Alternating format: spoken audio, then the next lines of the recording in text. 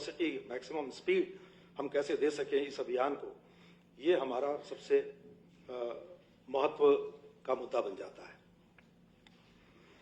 तो सबसे पहले मुझे लगता है कि ये इसके लिए जो सबसे महत्व की बात है प्रशिक्षण, कि हमारे जो किसान भाई हैं वो इस प्राकृतिक खेती के जो 5 आयाम हैं, आप सब अभी तक अवगत हैं।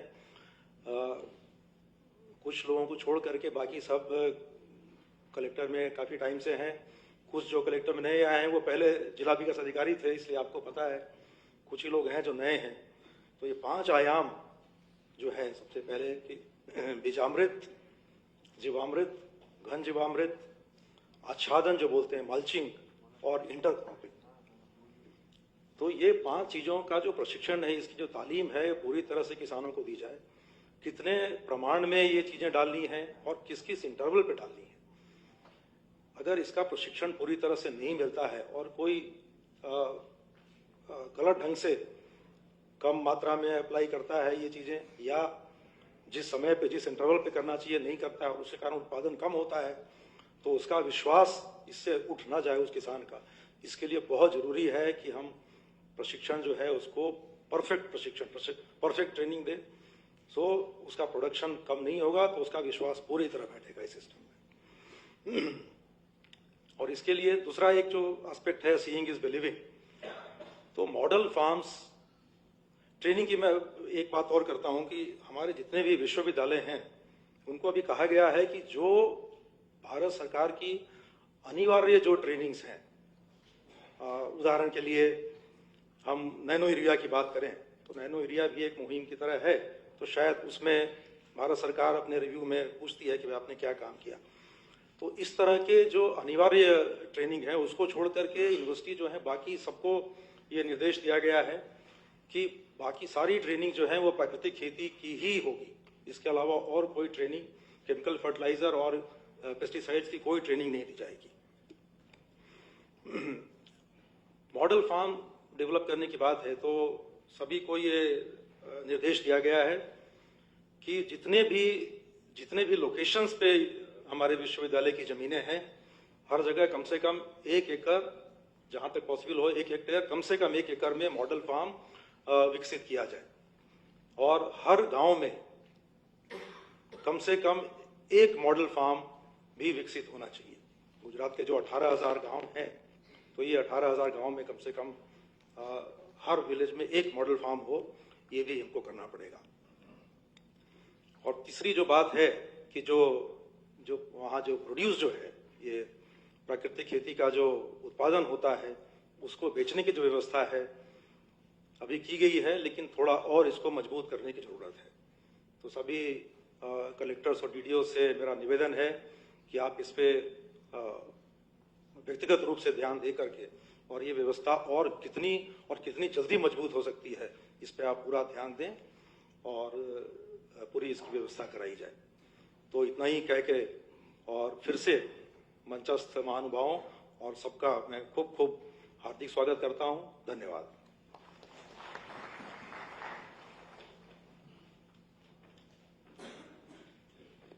माननीय मुख्यमंत्री श्री भूपेन्द्रभाई पटेल साहब ने विनंती करूं कि आ प्रसंग उद्बोधन करे।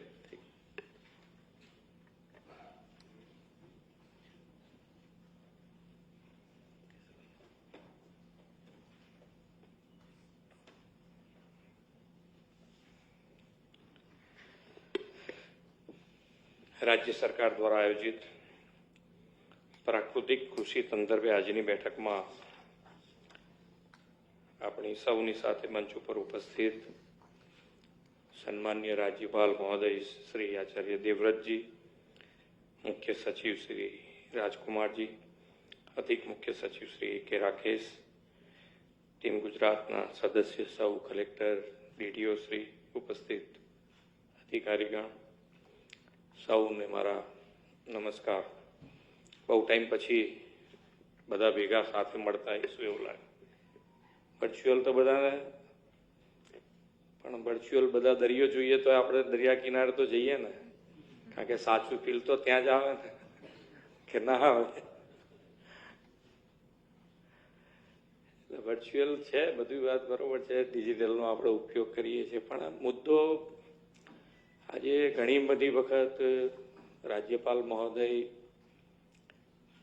આના માટે ખૂબ સારો પ્રયત્ન, એક ધારો પ્રયત્ન જેને કહી શકાય એ કરી રહ્યા છે, પણ ક્યાંક ને ક્યાંક અમારી પોતાની કહીએ તો પોતાની પણ રાજ્ય સરકાર તરીકે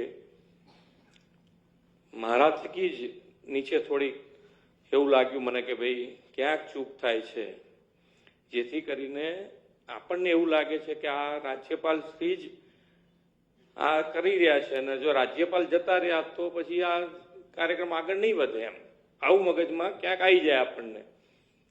પણ એક વસ્તુ સમજો કે આ રાજ્ય સરકારનો જ કાર્યક્રમ છે અને એ પ્રમાણે આપણે ચલાવવાનું છે. આ કઈ ખાલી રાજ્યપાલ મહોદય દોડે છે ને એના માટે આપણે કામ કરીએ છીએ એવી વાત નથી. આ રાજ્ય સરકારનો અને કેન્દ્ર સરકારનો સંયુક્ત કાર્યક્રમ છે. કેન્દ્ર સરકારમાં પણ જ્યારે જ્યારે વડાપ્રધાનશ્રીને તમે સાંભળશો તો એમાં પ્રાકૃતિક કૃષિનું આવે જ છે, પણ ઘણી વખતે આપણે હોસ્પિટલ નવી ચાલુ થતી હોય તો શું કરીએ, આપણે ઉદઘાટનમાં જઈએ તો શું કહીએ, આપણે એવું થોડે કે બહુ ધમધોકાટ ચાલે ને એવું એમ ક્યાંક હજુ પણ આપણે ક્યાંક, હું હમણાં ગયો હતો કે રાસાયણિક ખાતરનું ઉત્પાદન કરતા હોય ત્યાં ગાડી મારે જવાનું થયું તો આપણે કહીએ કે ભાઈ હવે ઉત્પાદન તમે કરો છો એનો વાંધો નહીં, પણ તમારો ઉપયોગ ઓછામાં ઓછો થાય અને તમે પણ પ્રાકૃતિક ખેતી માટેનું જે ખાતરનું ઉત્પાદન થતું હોય એ તરફ તમારે પણ વળવું પડે, અને આના વગર છૂટકો નથી. આમાં બેઝિક તમે આ બધા તો આની અંદર વર્ષોથી કામ કરતા લોકો છે, આપણે કદાચ નવો વિષય આવે પણ આની અંદર જે આપણે જોયું છે, મેં બધાને સાંભળ્યા છે, તો જમીનનું સ્વાસ્થ્ય સુધારવા માટે કોઈ બીજી પદ્ધતિ નથી કે એના માટે તમારે ગાય આધારિત કૃષિ ખેતી કરવી જ પડશે. ગાય આધારિત કરવી પડે તો જ તમારે આ જમીનનું સ્વાસ્થ્ય સુધરે એમ છે. પછી અનાજની વાત આવે છે, પણ જમીનનું સ્વાસ્થ્ય સુધરશે તો અનાજ વધારે પાકવાનું છે, નહીં તો ધીમે ધીમે માટીમાંથી રેતી, કઈ રેતીનું પ્રોડક્શન એમને એમ થઈ ગયું છે એવું નથી. રેતીનું જે પ્રોડક્ટ થઈ છે રેતી એ બાય પ્રોડક્ટ છે, માટીમાંથી થયેલી છે. માટી જેમ જેમ કાર્બન જતો જાય, ખલાસ થતો જાય, એમ એમ ધીમે ધીમે રેતી થતી જાય. આવું મારા મગજમાં તો આ સમજણ છે, અને આ સમજણમાંથી જો કહીએ તો કે ભાઈ પ્રાકૃતિક ખેતી તરફ આપણે બધાએ આગળ વધવાનું. એટલે અહીંયા આગળ તમે જે બધા કામ અત્યારે કરી રહ્યા છે ખૂબ સારું પરિણામમાં આવ્યું છે. આ વખતે વડાપ્રધાન શ્રી અહીંયા આવ્યા તો એમણે ઉલ્લેખ કર્યો કે 3 લાખ મેટ્રિક ટન યુરિયા ગુજરાતમાં આ વખતે ઓછું વપરાયું છે. એટલે પ્રાકૃતિક ખેતી તરફ ખૂબ લોકો આગળ વધ્યા છે, અને એના કારણે 1350 કરોડ રૂપિયા જેવું કેન્દ્ર સરકાર આપણને સહાય આપશે. 1350 કરોડ રૂપિયા. એટલે તમને બધાને ખૂબ ખૂબ અભિનંદન કે ભાઈ એમાં ઘણી વખતે મને કે મને પણ કર્યું તો સારું છે આપણે, પણ હવે આપણે મનથી કરીશું. મને લાગે છે ત્યાં સુધી જે આપણને પોઝિશન મળી છે તે પોઝિશનનો જો આપણે ખરેખર સદુપયોગ કરવો હોય, જીવનમાં આપણને બધાને એમ હોય કે ભાઈ ગમે તેટલા કામ કરતા હોય પણ જે આત્મસંતોષ વાળું કોઈ કામ જીવનમાં ક્યાંક કરવાનું ભાગમાં આવી જાય તો આપણા માટે ખૂબ મોટી વાત હોય. તો મને તમે પણ સોચજો, અને ઇન્ડિવિજ્યુઅલે મને આવીને કહેવાની છૂટ તમારે કે ના, આના કરતાં મારા જીવનમાં હું જે પોઝિશન ઉપર છું આના કરતાં બીજું કામ મને સારું લાગે છે તો મને કહેજો. પણ મને અત્યારે દેખાય છે કે આપણા બધા માટે આ કામ ખૂબ સારું છે, કારણ કે માસને ઇમ્પેક્ટ કરવા વાળું છે. આખી પેઢીઓ સુધારી નાખશો તમે બધા ભેગા થઈને. જો એક વખત મગજમાં તમે થામી લીધું તો પેઢીઓ સુધરી જવાની છે. એટલે થોડુંક સિરિયસ કે ભાઈ આમાં શું છે, આપણા મગજમાં 2 ભાગ જેવું પડી ગયું છે, કારણ કે આટલું બધું રાજ્યપાલ દોડે એવું કુદાળ આપણે જોયું જ નથી. રાજ્યપાલ શ્રી આટલું બધું પ્રવાસ કરીને આટલું કામ કરતા આપણે કોઈ દાડો જોયા જ નથી. તો આપણને ક્રેડિટ લેવાની જગ્યાએ આપણે એમાં ડિસ્ક્રેડિટ થઈએ છીએ કે આટલું બધું કેમ દોડે છે. તો આપણા માટે તો ખૂબ સારી વાત છે કે ભાઈ આપણું, મારે તો એમ કહું કે ભાઈ મારું 80 ને 90% કામ એ કરી રહ્યા છે. નહીં તો આટલું મારે ડબલ દોડવું પડે. જો એક વખત કંઈ છૂટી જાય તો ભાઈ મારે પાછળનું બધું ફોલો કરવું. પણ આપણા બધા માટે સારી વસ્તુ છે કે ભાઈ આપણા બધા માટે એ ખૂબ સારી રીતે દોડી રહ્યા છે. તો આપણે બધા જ એમને જે બધી જ રીતની ટેકનિકલ બધી જ માહિતી, તમારે જોઈતી બધી જ માહિતી, તમારા મગજમાં જે વિચાર આવે, તમને એમ લાગે કે હજુ આની અંદર કંઈક ખોટું થઈ રહ્યું છે કે આ ગાય આધારિત નહીં પણ આવી રીતે જવું જોઈએ, બધું જ કહેવાની છૂટ છે. આપણે જવું છે ક્યાં એ નક્કી જ છે. આપણી દિશા નક્કી થઈ ગયેલી છે. હવે આપણે બધાએ જવાનું છે એ જ દિશામાં. હવે તમે કેવી રીતે જવા માંગો છો એ તમારે નક્કી કરવાનું છે. એટલે તમે બધા જ આજે થોડાક રૂબરૂ એટલે જ બધા ભેગા થયા છે આપણે કે ભાઈ જરા પકડો વ્યવસ્થિત. અને તમારા થકી એક આમાં કેવું હોય કે ઘણી વખત તમારા શબ્દો પડવાથી સુધરે, ઘણી વખત અમારા શબ્દોથી ના સુધરે. એવું થાય ને કે ના થાય? થાય. બધાને ખબર છે. એટલે એ તમારે કહેવું જ પડે. અને એ તમે હાથમાં પકડશો વ્યવસ્થિત રીતે આ પ્રાકૃતિક કૃષિ, તો આપણે જે જોઈએ છે કે આપણે આ 5 વર્ષની અંદર પ્રાકૃતિક 100% પ્રાકૃતિક ખેતી તરફ જવું છે. એ બધામાં મિશન બનાવી અને આપણે આગળ વધવું છે. એમાં આગળ બેઠેલા 4 જણા જે અત્યારે તો દેખાય છે મને, એ 4 જણા તમને પૂરો સપોર્ટ કરશે. કરશો ને તમે 4 જણા? ક્યાંય મગજમાં દ્વિધા હોય તો કાઢી નાખજો. કોઈ પણ જાતની દ્વિધા હોય તો મગજમાં મને કહેવાની, ઇન્ડિવિજ્યુઅલ કહેવાની છૂટ જ છે. અને હું મને સાંભળી શકું એમ છું આરામથી. એટલે તમે તારે પણ આપણે બધા જ આ જે મિશન આપણે ચાલુ કર્યું છે ખૂબ સારી વસ્તુ. જેમ પાણી માટે આપણે કરી રહ્યા છીએ કે ભાઈ પાણી આપણે વાપરીએ ને વાંધો નહીં, પણ પાણી વરસાદનું બચાવવું જ પડે. તો એનું પણ મિશન અત્યારે માનનીય વડાપ્રધાન શ્રી અમૃત સરોવર થકી આપણે ચાલુ કર્યું છે. દરેક જિલ્લામાં 75 સરોવર આપણે બધાએ બનાવ્યા છે. એમાં જેટલું પાણી પડશે એટલું નીચે ઉતરશે, અંદર ભરેલું રહેશે તો એનો ઉપયોગ થશે. પણ જેટલું વરસાદનું પાણી પડે એ બધું બચે અને સીધું જમીનમાં ઉતરે એના માટેનો પ્રયત્ન આપણે બધા અત્યારથી એમના માર્ગદર્શનમાં કરી રહ્યા છે. તો એવું જ આ કામ છે. બાકી તો બધું રાજ્યપાલ છે અહીંયા આપણી સાથે, એ થોડું વધારે માહિતી તમને આપશે. પણ આપણે બધા જ હવે મિશન મોડમાં આજે સાથે બેસવાનું કારણ એક જ છે કે હવે હું પણ ધીમે ધીમે એમનામાંથી થોડું વચ્ચે ટાઈમ લઈને પ્રાકૃતિક ખેતી માટે આપણે બધા સાથે બેસીશું. રાજ્યપાલનો કાર્યક્રમ ના હોય ને હું એકલો પણ એમાં બેસી અને આપણે બધા કેવી રીતે પ્લાનિંગ કરવું. તમને ક્યાંક તકલીફ પડતી હોય તો જરૂર કહેજો કે આમાં તકલીફ આ પડે છે, તો આપણે એને દૂર કરીશું અને આપણે સૌ સાથે મળી વિકસિત ભારત અને વિકસિત ભારત માટે વિકસિત ગુજરાત. અને હરમેશ દરેક વસ્તુમાં ગુજરાતે લીડ લીધી છે અને આની અંદર પણ ખૂબ સારું કામ થયું છે. તો આની અંદર પણ આપણે લીડ લઈને આગળ વધીએ એ જ અભ્યર્થના. ભારત માતા કી જય. વંદે માતરમ. જય જય ગરવી.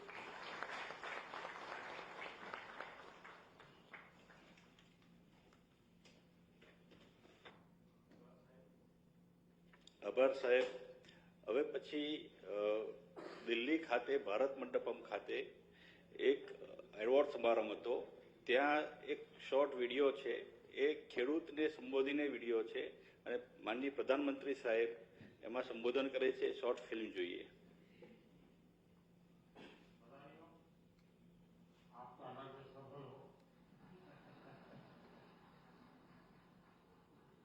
बहुत बहुत शुक्रिया इस मंच से बुलाने के लिए।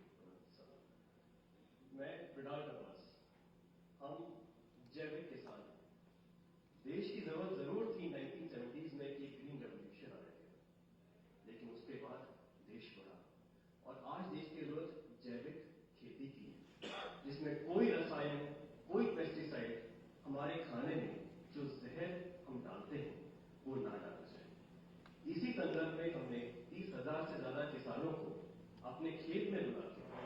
फोर्ट खेत से बिलोंग करते हैं, जो दिल्ली सोनीपत बॉर्डर पे है, बुला के कैसे जैविक खेती की जाती है, किस तरह कीटों से बचाया जाता है, उस संदर्भ में उनको सिखाया है। अगर हम सरसों का तेल निकालते हैं तो एक्सपेलर यूनिट नहीं, जो प्राचीन समय में कच्ची घानी का तेल हुआ करता था। अगर हम गाय पाल रहे हैं, जर्सी एचएफ नहीं, जो हमारी देसी गाय है, गिर है, सहवाल है, थारपारकर है, राठी है, क्यों उसको हमें ज्यादा सेवा करनी चाहिए? उसके दूध में और उसका जो घी बनता है, क्या उसमें ज्यादा प्रोटीन कंटेंट होता है और हमारे शरीर के लिए क्यों ज्यादा जरूरी है? इसी संदर्भ में हमारा उद्देश्य रहता है। और देखिए लक्ष्य, आप स्वयं तो एक मिशन मोड में इस काम को कर रहे हैं, लेकिन आज आपका यहां आने से इनको भी और देश को पता चलेगा कि ऐसे नौजवान जबकि दुनिया कुछ अलग सोचती है, ये अलग सोच रहा है।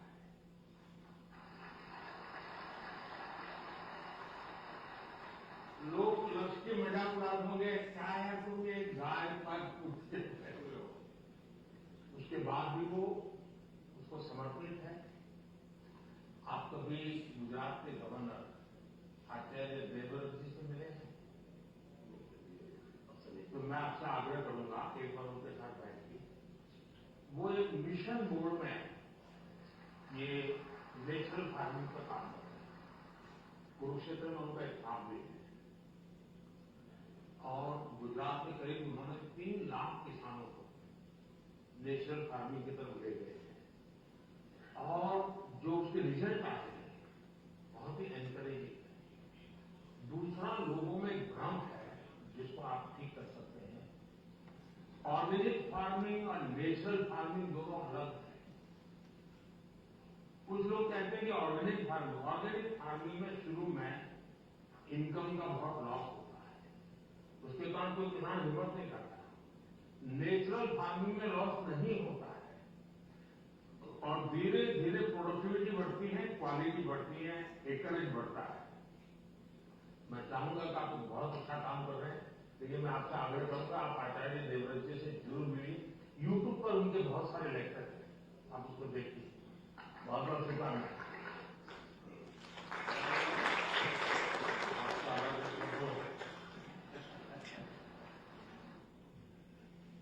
આ સાથે રાજ્યસભામાં પણ માનનીય પ્રધાનમંત્રીશ્રીએ પ્રાકૃતિક કૃષિ વિશે ઉદ્બોધન કર્યું હતું, એનો પણ એક શોર્ટ વિડીયો છે, એ પણ સાથે જોઈ લઈએ। केमिकल की खेती के कारण हमारी धरती माँ को बहुत नुकसान हो रहा है। आने वाले 5 साल में नेचुरल फार्मिंग की तरफ देश के किसानों को ले जाने में हम सफलतापूर्वक आगे बढ़ेंगे। एक नया जागरूकता का काम होगा, हमारी धरती माँ की सुरक्षा होगी। आदरणीय सभापति जी, नेचुरल फार्मिंग बढ़ने से दुनिया के बाजार में भी हमारे उत्पादों की ताकत बढ़ने वाली है। आदरणीय सभापति जी, यूएन के माध्यम से मैंने मिलेट का अभियान चलाया, श्री अन्न तक के नाते आज हमने उसकी पहचान दी है। मैं वो दिन दूर नहीं देखता हूँ, जबकि आने वाले 5 साल में दुनिया के बाजार में सुपर फूड के रूप में मेरे गांव के छोटे छोटे किसान श्री अन्न दुनिया के बाजार में प्रतिष्ठा होगी, सुपर फूड की प्रतिष्ठा होगी। Thank you. सभापति जी, ड्रोन खेतों में एक नई ओके, थैंक यू। આ સાથે માનનીય રાજ્યપાલ શ્રી સાહેબને વિનંતી કરું કે આપને માર્ગદર્શન આપે। રાજ્યપાલ સાહેબ।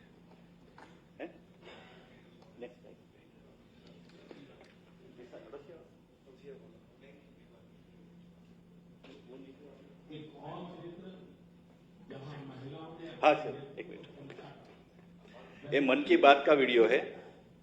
वो है प्राकृतिक खेती, जल संरक्षण और स्वच्छता। केमिकल से हमारी धरती माँ को जो कष्ट हो रहा है, जो पीड़ा हो रही है, जो दर्द हो रहा है, हमारी धरती माँ को बचाने में देश की मातृशक्ति बड़ी भूमिका निभा रही है। देश के कोने कोने में महिलाएं अब प्राकृतिक खेती को विस्तार दे रही है।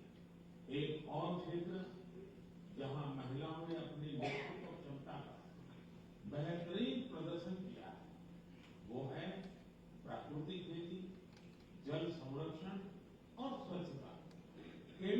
से हमारी धरती माँ को जो कष्ट हो रहा है, जो पीड़ा हो रही है, जो दर्द हो रहा है, ओके, हमारी thank you. Now, I request your Honorable Governor, sir, for his speech, sir.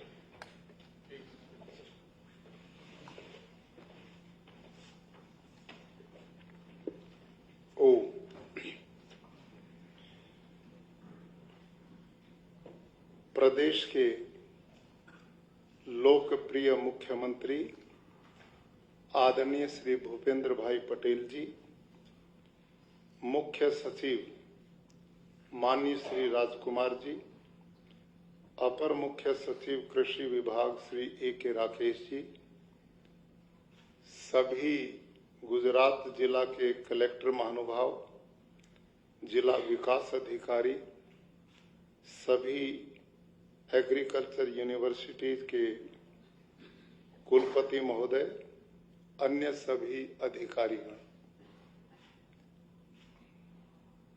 आज का ये विषय और मीटिंग कितनी महत्वपूर्ण है, इसको आपने इसी बात से अनुभव किया होगा कि यह मीटिंग हम ऑनलाइन भी आपके साथ में कर सकते थे और पहले की भी है, लेकिन माननीय मुख्यमंत्री जी की स्वयं ये इच्छा रही कि इस मीटिंग को हम ऑनलाइन नहीं करेंगे। जो जो लोग इस मिशन में सहयोग कर सकते हैं, उन सब जिम्मेदार अधिकारियों को हम आमने सामने बैठ करके बातचीत करेंगे। तो यह मीटिंग माननीय मुख्यमंत्री जी और माननीय मुख्य सचिव जी महोदय ने विशेष रूप से, आपको लंबी यात्रा भी तय करनी पड़ी है, काम छोड़ करके भी आए हैं, तो अनुभव किया होगा काम छोड़ करके एक महत्वपूर्ण काम के लिए आप बुलाए गए। आदरणीय बंधुगण, माननीय मुख्यमंत्री जी ने बड़ा क्लियर अपना संदेश हम सबको दिया है। अब तक ये सही बात है जो उन्होंने कही कि हमारा जो कृषि विभाग है, हमारी एग्रीकल्चर यूनिवर्सिटीज हैं और जो खेती बाड़ी से जुड़ा हमारा विभाग है, वो अब तक इस कार्यक्रम को गवर्नर का कार्यक्रम समझता रहा और इनकी जब मीटिंग होती रही है उसमें ये खुल करके इस बात पे बोलते थे कि ये काम तब तक चलेगा जब तक गवर्नर जी हैं, वो यहां से चले जाएंगे तो ये कार्यक्रम भी तुरंत चला जाएगा। लेकिन मैं माननीय मुख्यमंत्री जी का और मुख्य सचिव महोदय का विशेष आभार व्यक्त करता हूं। आप सब बहुत जिम्मेदार लोग हैं। इसको मेरा काम है या आपका या सरकार का, ये विषय ही नहीं है। ये तो मानवता का, इंसानियत का, जीव जगत का भला हम कितना कर सकते हैं उसका काम है।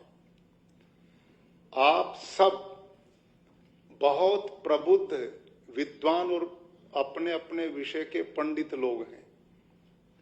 थोड़ा विचार करो, एक घर में एक आदमी को कैंसर होता है, उस घर की क्या स्थिति है वहां जाना चाहिए हमें।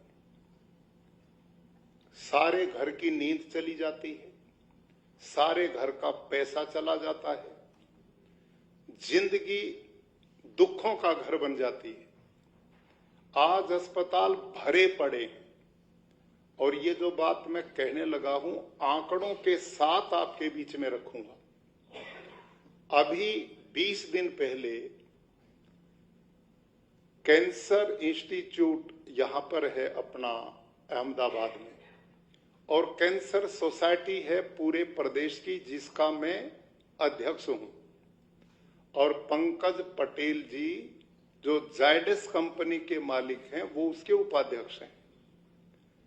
अभी 20 दिन पहले उन्होंने एक मीटिंग बुलाई और उस बैठक में मैं गया तो मैंने जानकारी ली और उन्होंने मेरे से पहले ही दे रहे थे।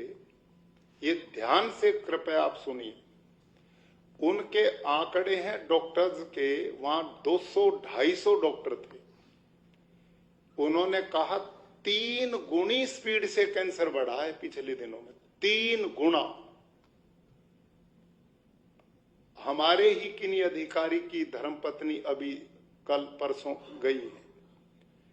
इस चीज का क्या हमारे कभी ध्यान में नहीं आती? ये सब कुछ क्यों है? बिना कारण के कार्य दुनिया में नहीं होता। हमारे यहां शास्त्र में लिखा है, दर्शन शास्त्र में, कारणाभावात् कार्य भावन न तो कारणाभावात् कार्य भावन। कोई आदमी यूं कहे कि जी धुआं हो रहा था, आग बिल्कुल नहीं थी, वर्षा बहुत हुई, बादल बिल्कुल नहीं थे, संभव है? क्यों साहब? नहीं है ना। बादल होगा तो वर्षा होगी, अग्नि होगी तो धुआं होगा। ये सोचना कि रात तो हमारे साथ पार्टी में था, सवेरे मर गया, रात तो कल तो मेरे साथ घूमने गया था, सवेरे ही चला गया। एक दम नाम की चीज दुनिया में कोई नहीं होती। कारण बनता है तब परिणाम आता है। आज अस्पताल भरे पड़े, पैर से काम कम हो गया, घुटने से बदलवा रहे हैं। अपने प्रदेश का पिछले महीनों में देखा आपने, कुछ ही दिनों में 28 बच्चे 12वीं क्लास से नीचे हार्ट अटैक से मर गए। ये सब कुछ बिना कारण यूं ही चल रहा है, पहले कभी नहीं होता था। और आपने मेरे भाषण भी सुने हैं, सब जिलों में मैं जाता हूं, ये बातें रखता हूं।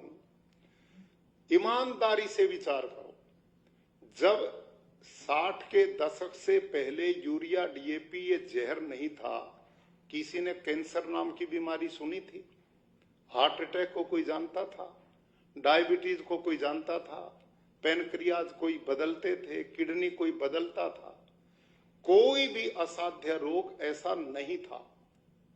और ये इतनी तेजी से बढ़ रहे हैं। और इसके साथ और एक समस्या जो आंकड़े आ रहे हैं, मैं तो इस पे बहुत पढ़ता हूं और सुनता हूं। अब दुख की बात यह है, बड़े बड़े पढ़े लिखे पति पत्नी के घर में अपंग बच्चे पैदा हो रहे हैं, मंद बुद्धि बच्चे पैदा हो रहे हैं। हाँ या ना? आप बोलो मेरे साथ, मैं तो बच्चे पढ़ाने वाला गुरुजी रहा हूं। आप बातचीत करो, आज कितना कीमती समय आप निकाल के आए, आपके आने जाने पर प्रदेश का कितना व्यय हुआ। लेकिन आज की ये मीटिंग इस देश और प्रदेश के लिए भाग्य बदलने वाली बननी चाहिए। अभी मेरे पास ये एक आंकड़े, पत्रिका एक अखबार आता है हिंदी का, राजस्थान से छपता, उसने एक लेख लिखा, विकास की मृत्यु यात्रा। जिस बात पे जोर लगा रहे हैं सारे हम, उत्पादन बढ़ाओ, उत्पादन बढ़ाओ, उत्पादन बढ़ाओ, लेकिन उत्पादन जो बढ़ा उसमें है क्या?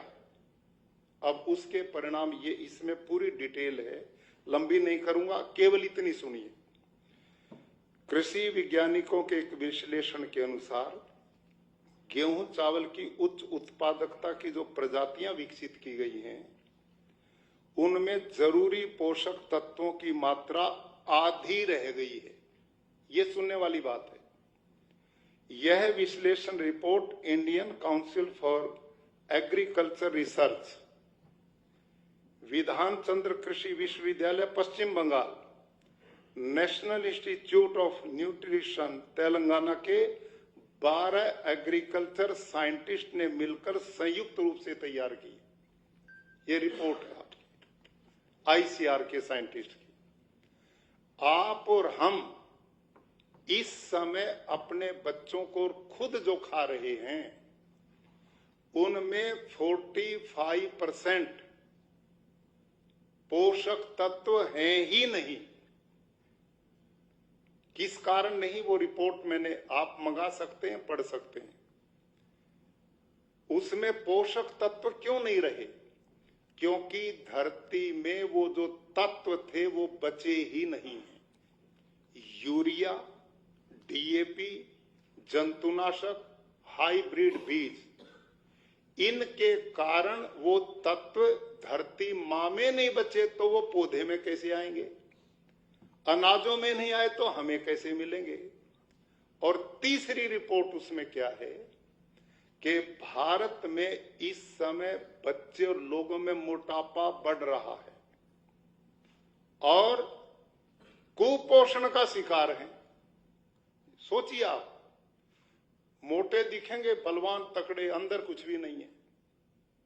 ये सब का परिणाम ये जहर वाली खेती है। तीसरा, ग्लोबल वार्मिंग दुनिया की सबसे बड़ी चुनौती बन चुकी है। सबकी वैक्सीन निकल जाती, ग्लोबल वार्मिंग का बताओ आप और हमारे पास क्या इलाज है? केवल एक ही तरीका है कि जिन कारणों से बढ़ती हो कारण रोके जाने चाहिए, है ना? यही तरीका ना। अब ये जो रासायनिक खेती है, इसमें यूरिया, डीएपी जो डालता है खेडूत किसान खेत में, इसमें नाइट्रोजन है और वो नाइट्रोजन जब ऑक्सीजन के संपर्क में आता है तो एक तीसरी गैस पैदा होती है, nitrous oxide. Nitrous oxide carbon dioxide से 312 गुना ज्यादा खतरनाक है। आप सोचिए, लाखों करोड़ों टन यूरिया, डीएपी इस धरती मां को जहरीला बनाने के लिए डाला जाता है और वो सारा ऑक्सीजन के संपर्क में आकर नाइट्रस ऑक्साइड पैदा करके ग्लोबल वार्मिंग को जन्म देता है। और ये आंकड़े मेरे नहीं, नीति आयोग के हैं। 24% ग्लोबल वार्मिंग के लिए रासायनिक खेती जिम्मेदार है और किसी हद तक जैविक खेती भी जिम्मेदार है, ऑर्गेनिक फार्मिंग। अभी माननीय प्रधानमंत्री जी ने कितना क्लियर हमारे बीच में रखा। वो युवा जैविक जैविक बोल रहे थे, प्रधानमंत्री जी ने कितना सरल रूप से बताया, जैविक खेती बिल्कुल अलग है और प्राकृतिक अलग है। आप में भी बहुत से ऐसे लोग होंगे जो हर जहर मुक्त खेती को ऑर्गेनिक फार्मिंग बोलते हैं। ये ऑर्गेनिक फार्मिंग हमारा नहीं है जिसका प्रचार गुजरात में चल रहा है, ये नेचुरल फार्मिंग है, प्राकृतिक खेती है। ऑर्गेनिक फार्मिंग में गोबर की खाद भारी मात्रा में प्रयोग होती है, उससे निंदामण पैदा होता है, किसान की लेबर खर्चा बढ़ता है। उसमें जो हलसिया अर्थवर्म है वो भारत का है ही नहीं, वो विदेशी है। वो मिट्टी खाता नहीं, केवल गोबर खाता है और एक निश्चित तापमान न हाई सहन कर पाता न लो, उसमें मर जाता है। वो धरती में छिद्र भी नहीं बना पाता, शरीर से हैवी मेटल छोड़ता, बीमारियां पैदा करता है। ये है जैविक खेती। और जब उसमें भारी मात्रा में गोबर की खाद डालते हैं खाद, तो उसमें मीथेन पैदा होती है। मीथेन कार्बन डाइऑक्साइड से 22 गुना ज्यादा खतरनाक है। मीथेन कार्बन डाइऑक्साइड से भी 22 गुना ज्यादा खतरनाक है, लेकिन यूरिया, डीएपी उससे 312 गुना ज्यादा खतरनाक है। और दुनिया में सबसे बड़ी समस्या ग्लोबल वार्मिंग की है, इससे भी निजात केवल रासायनिक खेती से, मुक्ति से। अब प्राकृतिक खेती क्या है? ये सूक्ष्म जीवाणु की खेती है, ये हलसियार्थवर्म की खेती है, सैकड़ों तरह के बैक्टीरिया।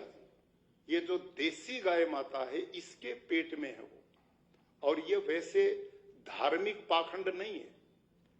12 एग्रीकल्चर साइंटिस्ट मेरे पास इस समय काम करते हैं। डॉक्टर टिम्बड़िया जी यहां बैठे हैं, जो अभी प्राकृतिक यूनिवर्सिटी सरकार ने बनाई। मैं माननीय मुख्यमंत्री जी को, इनकी सरकार को बहुत बधाई देता हूं कि विश्व की, दुनिया की पहली प्राकृतिक यूनिवर्सिटी गुजरात ने बनाने का श्रेय प्राप्त किया। ये जानते हैं, उन 12 साइंटिस्ट ये भी उनमें है जो मिलके काम करते हैं। ऐसी रिपोर्ट उन्होंने दी है, और ये सारे ही रासायनिक खेती करते थे, सारे ही मेरे विरोधी थे। अब सारों ने जब मेरा खेत देखा, मेरी मिट्टी की टेस्टिंग की, अनेक प्राकृतिक लोगों को देखा, तो अब सब बदल गए। और मुझे खुशी है आप में से बहुत सारे डीडीओ और कलेक्टर महोदय भी मेरा खेत दे के आए। अब तो कुछ बदल गए हैं, लेकिन जो गए हैं वो दूसरों को जरूर बताएं। और मेरे को बहुत खुशी हुई, माननीय मुख्यमंत्री जी ने भी मेरा खेत देखा है, और सीएस साहब अब की बार स्वयं चल के गए राजकुमार जी, और आने के बाद इन्होंने जितनी मेहनत से हमारे मिशन को बढ़ाने का काम किया, मैं माननीय राजकुमार जी का बहुत हृदय से आभार प्रकट करता हूं। लंबी बात न करते हुए इसके 4-5 आयाम हमारे आदरणीय राकेश साहब ने बताए। एक भी पूरे गुजरात में जो प्राकृतिक खेती पिछले 3-4 साल से करता, आप उससे मिलना, यदि वो 5 आयाम विधिवत करता है तो प्राकृतिक खेती में घाटा हो ही नहीं सकता। जैविक खेती में 3 साल उत्पादन नहीं पूरा मिलता, लेकिन प्राकृतिक में पहले ही साल पूरा मिलेगा। ये मेरी जिम्मेदारी है। मैंने 200 एकड़ में ये करके देखा है। मैंने 3 साल जैविक खेती भी की, रासायनिक के बाद सफल नहीं हुआ, तब मैंने प्राकृतिक की। और जब मैं पूर्ण सफल हुआ तो हिमाचल प्रदेश में मैं गांव के घर घर खेतों में जाता था, किसानों को इकट्ठा करके बात समझाता था। और वो परिणाम क्या हुआ, 2 साल में वहां 50,000 व्यक्ति, जबकि वहां दूसरी सरकार थी, उनकी रुचि नहीं थी, फिर भी मैंने 50,000 लोग वहां तैयार किए। और एक ऐसा अधिकारी मेरे को, आईएएस अधिकारी राकेश कंवर नाम के, जैसे आज आपकी मीटिंग है वैसे मुख्यमंत्री जी ने वहां बुलाई थी। सारे प्रदेश के सीनियर आईएएस अधिकारी थे उसमें, कलेक्टर भी थे। और मैंने एक ही बात कही, जब मैंने पूरा विषय प्रस्तुत किया तो सबसे कहा, ईमानदारी से कोई ऐसा अधिकारी ईमानदारी से, स्वेच्छा से, ये दबाव का विषय नहीं है। आदमी काम से नहीं थकता, काम को बोझ समझने से थकता है। तो आप में कोई ऐसा अधिकारी जिसने मेरी बात पूरी सुनी हो और ईमानदारी से कहे मैं इस काम को आगे बढ़ाऊंगा, तो वहां एक राकेश कंवर जी सीनियर आईएएस अधिकारी, उन्होंने खड़ा होकर कहा, मैंने आपके विषय को समझा है, आपकी लिखी पुस्तक को मैं पहले ही पढ़ के आया हूं, मैं जिम्मेदारी से इस काम को करूंगा। और मुख्यमंत्री जी ने उनको कृषि विभाग का सचिव बनाया और मेरे राजभवन का भी सचिव उनको बनाया। और हमने जिस गति से काम किया, आज पूरे हिमाचल प्रदेश में एक सिंगल भी ऐसी पंचायत नहीं है जिसमें प्राकृतिक खेती ना होती हो। इतना जबरदस्त अभियान वहां पे चला और पूरे देश में अब वातावरण बना हुआ है। आप सबसे मेरा निवेदन है कि इस समय देखो, इस परिस्थिति में 9 लाख किसान गुजरात में प्राकृतिक खेती करना शुरू कर चुके हैं, 9 लाख। और अभी माननीय मुख्यमंत्री जी ने जैसे कहा, 3,08,000, इतना ही है ना आंकड़ा। हमारे एग्रीकल्चर के डायरेक्टर साहब बैठे, इन्होंने दिए मेरे को बना के, 3,08,748 मीट्रिक टन यूरिया डीएपी की खपत इस साल प्रदेश में अब तक कम हुई है। कितनी बड़ी प्रसन्नता का विषय, हमारे भी हौसले बुलंद हैं। प्रधानमंत्री जी जब भी आते हैं, हर बार मेरे से प्राकृतिक खेती की पूछते हैं और मैं उनको ये आंकड़े देता था जो मेरे को रबारी जी देते थे और ये सोलंकी जी देते थे। और वो मेरे से पूछते हैं, आंकड़े तो आप हर बार देते, यूरिया डीएपी कितना कम हुआ? अब इसका मेरे पास कोई उत्तर नहीं होता था, मेरे को कहते थे मैं जब आपकी खेती को मानूंगा जब यूरिया डीएपी खपत कम होगी, नहीं तो ये आंकड़े आप लोगों के अपने चलते रहे, मेरे को इससे मतलब नहीं। अब की बार पहली बार वो इतने प्रसन्न थे कि अभी आपको मैंने माननीय मुख्यमंत्री जी को बताया, इसी 19 तारीख को कृषि मंत्रालय से मेरे को फोन आ गया कि साहब एक तो हम अनेक आपके पास वहां गुजरात में आए, आप अकेले आएंगे तो सब हम यही मिल जाएंगे। तो अब पूरे भारत सरकार का कृषि मंत्रालय की मेरे साथ 19 अभी मार्च को मीटिंग है और इसी विषय पे चर्चा होगी। तो ये चर्चा केवल इसलिए कि माननीय प्रधानमंत्री जी इस देश की धरती की पीड़ा को कितनी गंभीरता से बोलते हैं और अपने हर विषय में कहीं ना कहीं इसको ला करके वो समझते हैं कि खेडूत समृद्ध होना चाहिए, धरती मां बचनी चाहिए, पानी बचना चाहिए, हवा बचनी चाहिए, लोगों का स्वास्थ्य बचना चाहिए। भारत सरकार का 2.5 लाख करोड़ रुपया एक साल में यूरिया डीएपी की खरीद के लिए विदेशों में जाता है। 2.5 लाख करोड़ कितनी बड़ी राशि। और हम जितने आज लोग बैठे हैं, यदि ईमानदारी से हम कर्तव्य भावना से इस काम पर जुट जाएं तो ये आज जितने लोग हैं ना, इन्हीं का काम है बस ये। और मैं आपके साथ हूं, मुख्यमंत्री जी हैं, सीएस साहब हैं। यदि हम एक परिवार की तरह ये लक्ष्य बना लें कि हमने भारत में एक नया अभियान चलाकर इस गुजरात जो हर क्षेत्र में अग्रणी है, आज आदर्श स्टेट है। माननीय मुख्यमंत्री जी रात दिन काम करते हैं, कितना परिश्रम इन द्वारा। प्रधानमंत्री जी से वैसे मैंने पूछ लिया, परसों थे, मैं साथ था, साहब आप सोते भी हैं कि नहीं? तो उनका उत्तर था, सोने में मेरी कोई रुचि नहीं है, कोई रुचि नहीं है।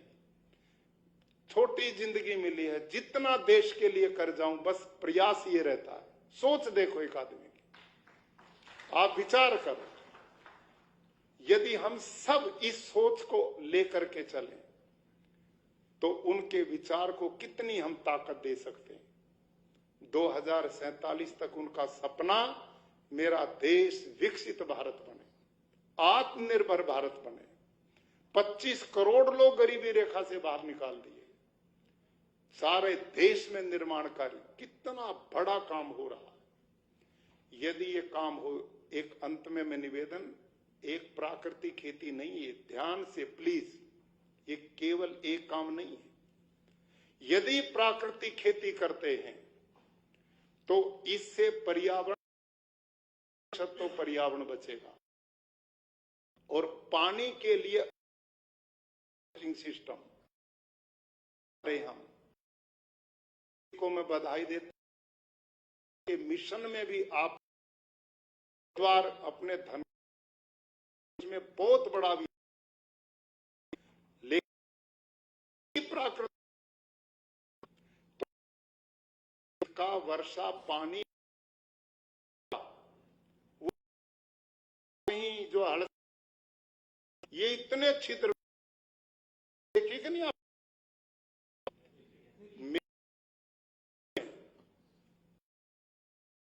15 लाख में काम करता है, 1 एकड़ में। घंटे जो इसी काम पे लगा रहा है, अरबों छिद्र बन। अभी पिछले दिनों जी की सेवा में निवेदन, अभी पूर्व राष्ट्रपति रामनाथ कोविंद, और उनको प्रेरित किसने किया? माननीय मंत्री जी ने, कि आप आचार्य जी का फार्म वो देख के आए थे। और फिर कोविंद जी ने कहा मेरे को दिखाओ, मैं कहा जरूर। 4 प्रदेशों के गवर्नर थे, रामनाथ को इसी साल जुलाई अगस्त में बहुत वर्षा, यहां डेट फिक्स हो गई, मैं चला गया उनकी अगवानी के लिए। जिस दिन मैं गया इतना पानी बरसा कि 1-1.5 फीट पानी, पाड़ जो थी खेत की सब डूब गई, चारों तरफ पानी पानी। और अगला एक दिन छोड़कर तीसरे दिन उनको आना था। मेरी चिंता बढ़ी, क्या दिखाऊंगा, यहां तो सारा तबाही हो गई, पानी इतना वर्षा हुई है।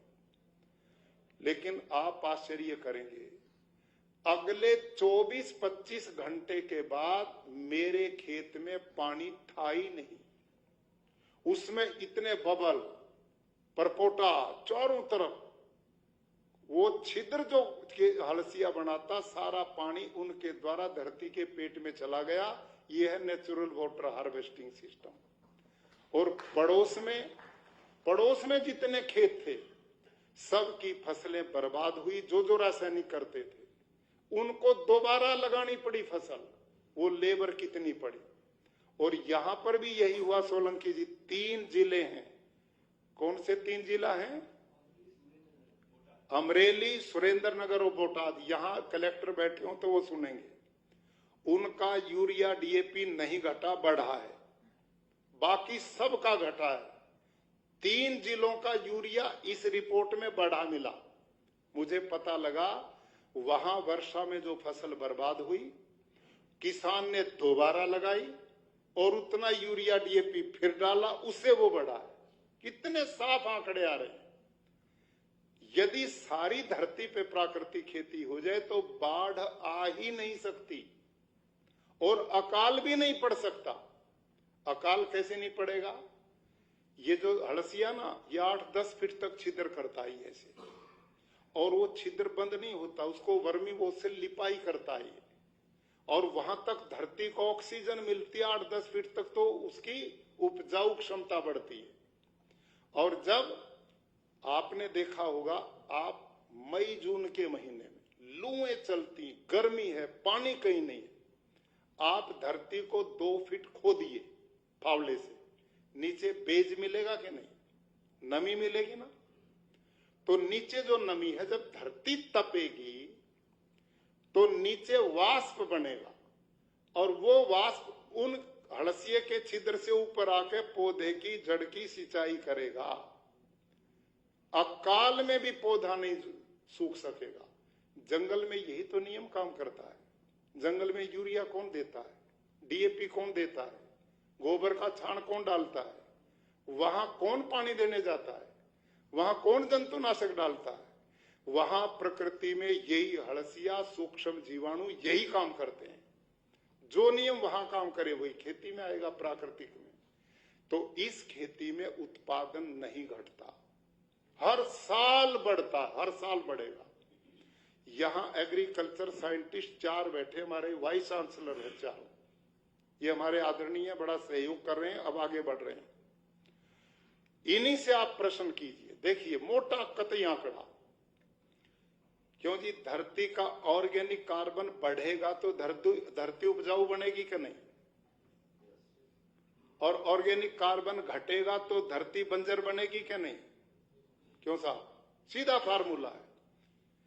धरती का ऑर्गेनिक कार्बन बढ़ेगा तो ज्यादा पैदावार देगी, घटेगा तो वो बंजर होके पैदावार नहीं देगी।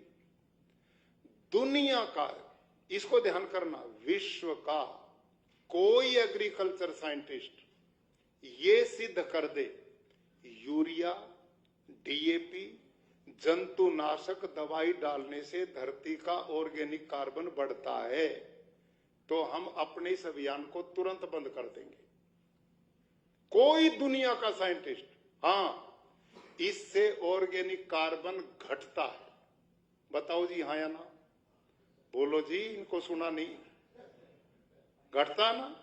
और इसका प्रमाण है, मुख्यमंत्री जी जब 60 के दशक में डॉक्टर स्वामीनाथन, मैंने जैसे साइंटिस्ट अमेरिका से पढ़ के आए, उन्होंने जब ये रासायनिक खेती शुरू की, वहां के आंकड़े पढ़ो आप, पंतनगर यूनिवर्सिटी में आज भी रखे।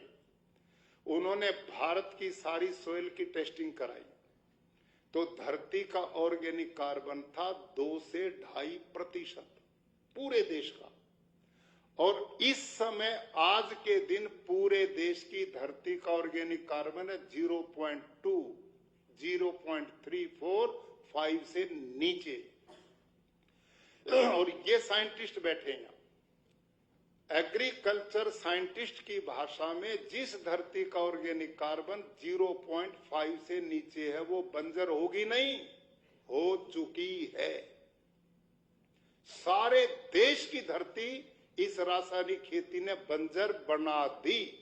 और इसका परिणाम, इसका प्रमाण स्वामीनाथन के आंकड़े पढ़ो। जब ये शुरू हुई तो उन्होंने 1 हेक्टेयर में 13 किलो नाइट्रोजन डालने की सिफारिश की। ध्यान करिए, 13 किलो 1 हेक्टेयर में। और आज हमारा किसान 1 एकड़ में 13 बैग एक फसल में डालता। क्यों? क्योंकि धरती बंजर हो चुकी है। उससे बलात् लेने के लिए जहर डालना पड़ता है। और एक समय आएगा, यूएनओ की रिपोर्ट है कि यही खेती 50 साल होती रही तो सारी दुनिया की धरती ऐसी हो जाएगी जैसे घर का फर्श होता है, एक तिनका भी पैदा नहीं होगा। इस यूरिया डीएपी के बैग में 50% तो नमक है। आप जिस प्रदेश में हैं, समुद्र किनारे जिस जगह नमकीन भूमि वहां तिनका है, नमकीन के कारण तिनका नहीं। और हम पैसे विदेश को देकर जहर खरीद के धरती को नमकीन बनाने पर लगे हुए हैं, बंजर बना रहे जमीन को। ये हो रहा है। अब ये सारे आंकड़े जो मैंने दिए हैं, कोई इनका विरोध करके दिखाए, किसी पे इनका कोई उत्तर नहीं। एक ही बस रट लगी, उत्पादन उत्पादन उत्पादन में तो बचा ही कुछ नहीं। 45% तो पोषक तत्व ही नहीं बचे। आगे क्या होगा? तो इसका केवल और केवल मात्र समाधान है प्राकृतिक खेती। इस खेती में पर्यावरण बचेगा, पानी बचेगा, पानी की शुद्धता बचेगी, धरती मां जहरीली होने से बचेगी, आने वाली पीढ़ियों को उपजाऊ जमीन मिलेगी, भूमिगत जल बचेगा, देसी गाय बचेगी, लोगों का स्वास्थ्य बचेगा, किसान की आय बढ़ेगी। जो माननीय प्रधानमंत्री जी का संकल्प है, देश का किसान समृद्ध हो, उन्नत हो, खुशहाल हो। किसान आत्मनिर्भर होगा तो देश आत्मनिर्भर होगा। क्यों? इस खेती में खर्चा है ही नहीं, इसमें लागत है ही नहीं, केवल गाय चाहिए घर में। किसान शेरडी से गन्ना गुड़ पैदा करता है, दाल उसके खेत में होती है, गाय उसके घर में, बाजार से लेना ही कुछ नहीं है इसमें जो जीवामृत, घन जीवामृत है, इनपुट कोई बाजार से खरीदना नहीं। जैविक खेती और रासायनिक खेती दोनों में बाहर से खरीदना पड़ता है। किसान की जेब से पैसा जाएगा, इसमें कुछ नहीं खरीदना, घर में ही सब कुछ किसान के होगा।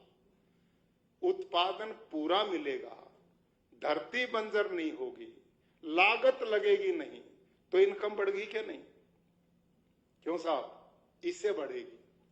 और आने वाली पीढ़ियां, आप और हम जितने बैठे ना मेरे सहित, अपने बच्चों के भविष्य को सोचो, आने वाली पीढ़ियों के बारे में सोचो। आज जिम्मेदार मैं और आप हैं। ये जो अनर्थ है इसके जिम्मेदार हम हैं।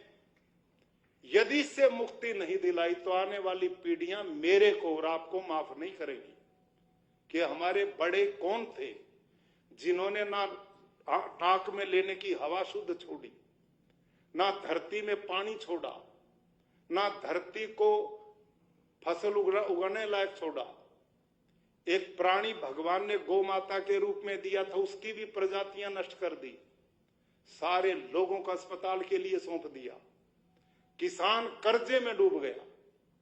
कर्जे में क्यों डूबता किसान?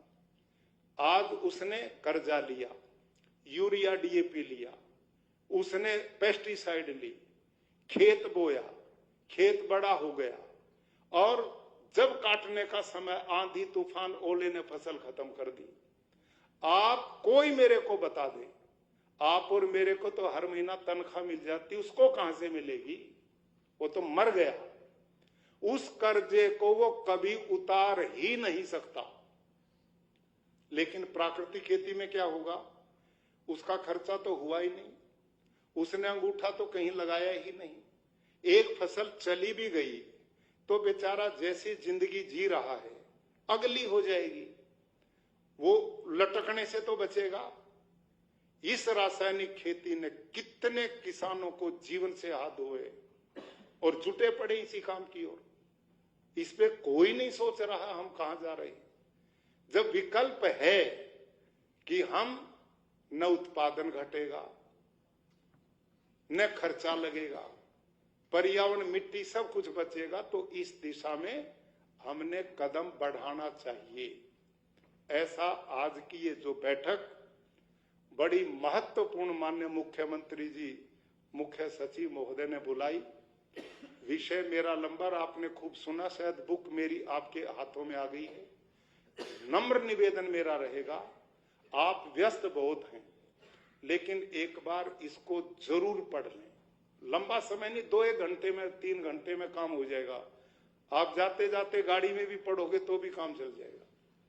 लेकिन मेरा नम्र निवेदन है, इस गुजरात की पावन धरा को, जो महापुरुषों की धरती है और आज पूरा देश इस तरफ देखता है, इस प्रदेश को हमने जहर मुक्त बनाना है और तेजी से किसान को समृद्धि की ओर ले जाना चाहिए। और लंबी बात न करते हुए मैं माननीय मुख्यमंत्री जी का, कृषि सचिव महोदय का, मुख्य सचिव जी का, आप सबका हृदय से आभार प्रकट करते हुए अपनी बात समाप्त करता हूं, इस आशा के साथ कि मैं, क्योंकि बच्चे पढ़ाता रहा हूं ना, तो वो आदत अभी गई नहीं, मैं आउटपुट जरूर लूंगा। ये जो बात मुख्यमंत्री जी ने मैंने रखी, ये आप लोगों की समझ में आ रही कि नहीं, ये बता दिए। ये करना चाहिए कि नहीं? आप सब सहमत हैं? अब ये मेरा विषय नहीं, मैं तो आपका सहयोगी हूं। ये विषय प्रदेश सरकार का, आप सबका है। सोलंकी जी, ये विषय मेरा नहीं है। आपके पास 3000 आदमी काम करते हैं, उन 3000 को, सबको प्राकृतिक खेती की ट्रेनिंग दिलाओ, सब वो काम करेंगे। यूनिवर्सिटी के वाइस चांसलर्स बैठे, आपकी सारी ट्रेनिंग, जैसे अपना माननीय राकेश जी ने कहा, अब देखो यूरिया डालने की ट्रेनिंग बंद करो, वो तो आपसे पहले ही ज्यादा डालता है खेडूत। आप जो ट्रेनिंग दे रहे वो तो आपसे आगे जा चुका है। अब आपकी सलाह नहीं लेता, वो तो दवाई विक्रेता की सलाह लेता है। क्यों साहब, ऐसा ही है नहीं? तो अब वो जो दवाई विक्रेता है ना, और जो खाद विक्रेता है, अब वो गाइड करते हैं उसको, आपको नहीं करते। लेकिन हम जो ट्रेनिंग दे रहे हैं यूनिवर्सिटीज में, केवीके में, वो यही दे रहे हैं। हमने क्या काम करना चाहिए? केवल बीज पे काम करना चाहिए। जितनी यूनिवर्सिटीज हमारी, ये अच्छे बीज जो इस क्लाइमेट में, इस परिवर्तन के युग में, ग्लोबल वार्मिंग के समय भी मुकाबला कर सके प्रकृति का, ऐसे बीजों का निर्माण करो और उनको बचाने का काम प्राकृतिक खेती करेगी। अंत में एक बात मेरे ध्यान में, एक डॉक्टर देवेंद्र शर्मा, वो लेख लिखते हैं बड़े बड़े अंग्रेजी अखबारों में, और वो खेती पर ही लिखते हैं। अभी पिछले दिनों तमिलनाडु में दिवाली के आसपास भयंकर बाढ़ आई थी कि नहीं, याद है ना आपको?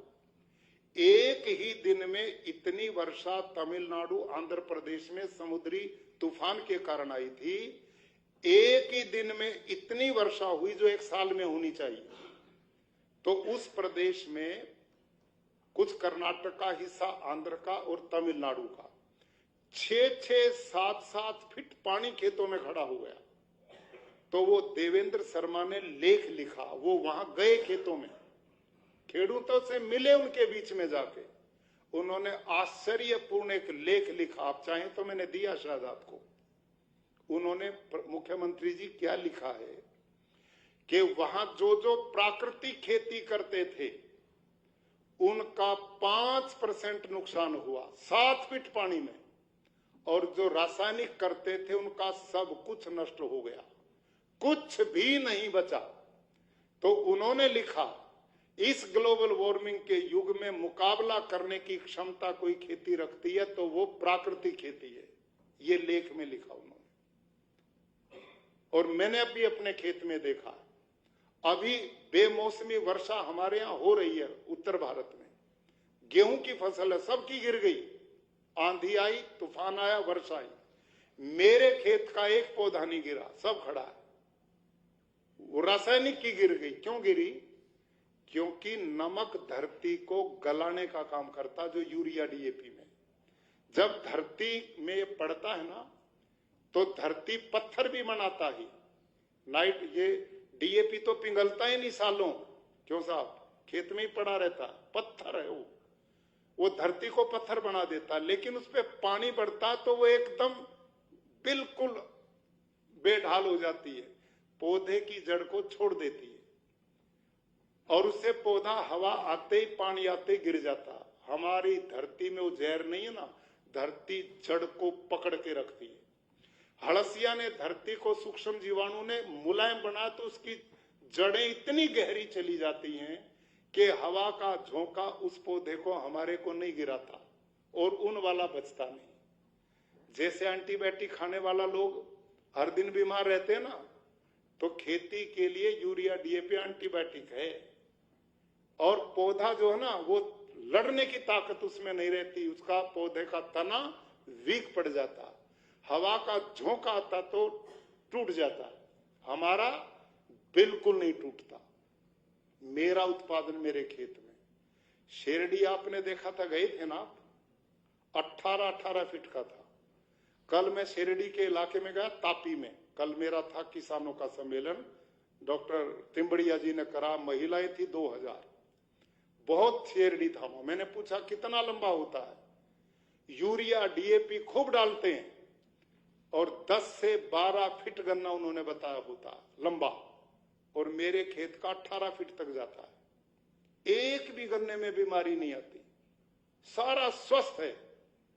अब खेत में बीमारी आना ही बंद हो गई मेरे में, क्योंकि धरती में इतनी रेजिस्टेंस आ गई, रोग से लड़ने की ताकत बढ़ गई।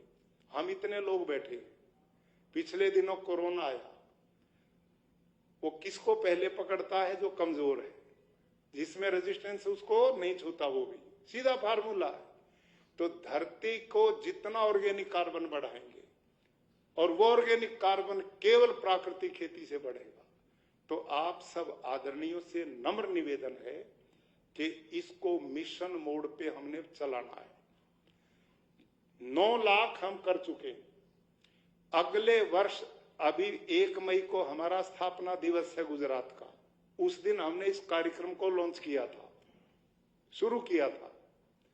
अगले साल, इससे अगले साल हमने 10 लाख नए खेडूत जोड़ने। यह आंकड़ा आप सब स्वीकार करेंगे ना? 20 लाख खेडूत मैं मुख्यमंत्री जी को वचन दे चुका हूं, अभी बैठे पीछे 20 लाख खेडूत। इससे अगले मई में हमने प्राकृतिक खेती के बनाने हैं। इस अभियान के साथ हम सब ने जुटना है, और इसमें सहयोग किनका रहेगा? जितने भी यहां आदरणीय कलेक्टर और डीडीओ हैं, उनसे मेरा निवेदन, कृपया इसको जरूर नोट करें। आप हर डिस्ट्रिक्ट हेडक्वार्टर पे कम से कम 8-10 बिक्री केंद्र बनाइए डिस्ट्रिक्ट हेडक्वार्टर पे। और कहां बनाएं? जहां लोगों की पेइंग कैपेसिटी ज्यादा है, उन क्षेत्रों में वहां बनाएं जहां गाड़ियों की पार्किंग हो सकती है। उसके लिए आज हमने विशेष रूप से जो हमारे गुजरात के माहिती नियामक महोदय आए हैं ना, पहली बार, साहब कहां है? आपका अभिनंदन है, पहली बार आए साहब, बैठे हैं दोनों। आपसे मेरा निवेदन है, आपका हम पूरा उपयोग लेंगे। आपने एक ही कृपा करनी है, तहसील लेवल पर आपके जितने भी संपादक हैं पत्र पत्रिकाएं, media, electronic media, print media, वहां जहां वो तहसील में है, वहां के खेडूत की सक्सेस स्टोरी प्रति सप्ताह आनी चाहिए पूरे प्रदेश में। ये काम हम अलग से बैठेंगे, मोटी जानकारी ताकि सब समझ लें। ये विभाग आपने संभालना है। और उनके बिक्री का काम, वो सारा का सारा डीडीओ और कलेक्टर महोदय देखेंगे, तो आपको शहर के लोग दुआएं देंगे, सब आपके प्रति श्रद्धा भाव रखेंगे, जहर मुक्त खाना आप उनको दे पाएंगे। बाकी पूरा अभियान हमारा जो एग्रीकल्चर डिपार्टमेंट सोलंकी जी और रबारी जी, इनका काम है। जितने एग्रीकल्चर के हमारे कर्मचारी हैं, अधिकारी हैं, वो पूरे प्रदेश में, अब तक हमने 10-10 गांव के क्लस्टर बनाए थे, अब हम 5 गांव का क्लस्टर बनाएंगे। 5 गांव 2 लोगों को देंगे, हर गांव में मॉडल फार्म होगा। उसके लिए अभी आदरणीय सीएस साहब ने महिला मंडल को हमारे साथ जोड़ा है, सखी मंडल को, और वो बहनों को हम अलग ट्रेनिंग दे रहे हैं। एक गांव में एक बहन को हम छोड़ेंगे, 2 भी होंगी, 2 रहेंगी, ताकि वो बहनों में काम करें, भाई भाइयों में काम करें, पूरे पूरे गांव को हम बदल दें। ये तरीके हम हर महीना बैठते हैं, राजभवन में हमारी बैठकें होती रहेंगी, रहूंगी। अब हम और मजबूती से इस दिशा में आगे बढ़ेंगे।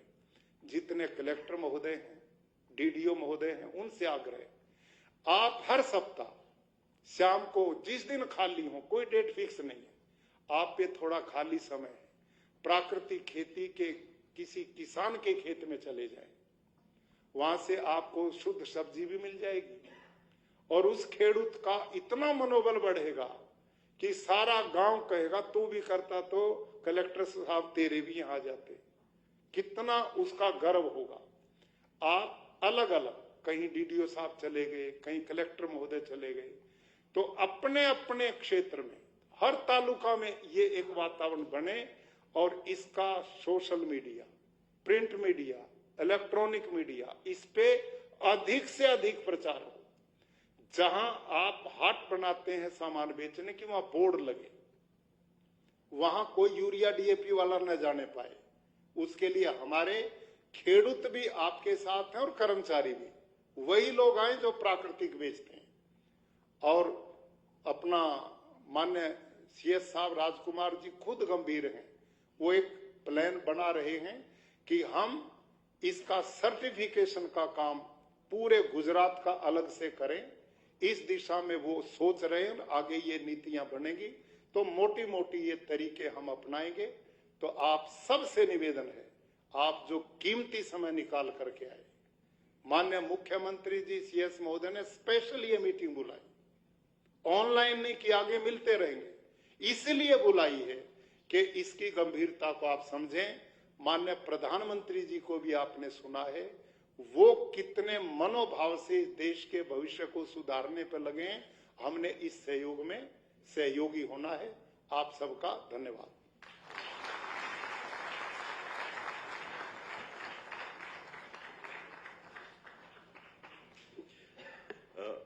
ખૂબ ખૂબ અંતઃકરણપૂર્વક આભાર રાજ્યપાલ સાહેબનો. માનનીય પ્રધાનમંત્રીશ્રીના અગાઉ પણ આપણે વિડીયો જોયા